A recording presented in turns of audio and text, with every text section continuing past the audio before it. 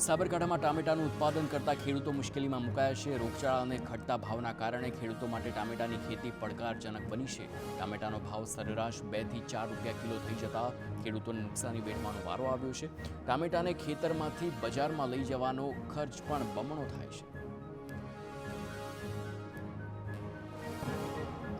ધોરાજી પંથકમાં વાતાવરણમાં સતત પલટાથી ખેડૂતોની ચિંતા વધી છે। વિપરીત વાતાવરણના કારણે તુવેર અને મરચાના પાકમાં નુકસાન થયું છે। ધુમ્મસના કારણે તુવેરના પાકમાં ઈયળનો રોગ આવ્યો છે। ભારે પવન ફૂંકાતા મરચીનો ઊભો પાક ખરવા લાગ્યો છે। સારો વરસાદ થવાના કારણે સારા ઉત્પાદનની ખેડૂતોની આશા બંધાઈ હતી। તુવેર અને મરચાના પાકનું ઉત્પાદન ખર્ચ પ્રતિ વીઘાએ 10 થી 15 હજાર પહોંચી ચૂક્યો છે। તેમ છતાં પાકના પૂરતા ભાવ ન મળતા હોવાનું ખેડૂતોએ જણાવ્યું છે। ઓછી ગુણવત્તા અને ઉત્પાદનના કારણે મજૂરી ખર્ચ જેટલી આવક પણ ન મળે તેવી સ્થિતિ સર્જાઈ છે। પાકને બચાવવા મોંઘી દવાઓ પણ છાંટી છતાં ખેડૂતોને નુકસાન વેઠવાનો વારો આવ્યો।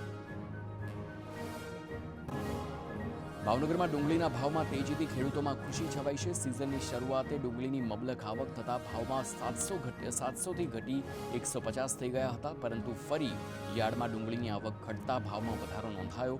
યાર્ડ સત્તાધીશો અને વેપારીઓના મતે જો અન્ય રાજ્યોમાં ભાવનગરની ડુંગળીની માંગ વધશે તો ભાવ પણ જળવાઈ રહેશે।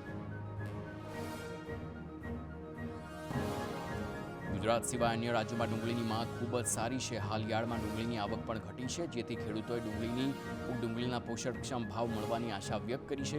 માર્કેટ યાર્ડમાં પ્રતિ મણ ડુંગળીનો ભાવ 521 રૂપિયા બોલાયો છે, જેથી આસપાસના ખેડૂતો ડુંગળી વેચવા યાર્ડ પહોંચી રહ્યા છે।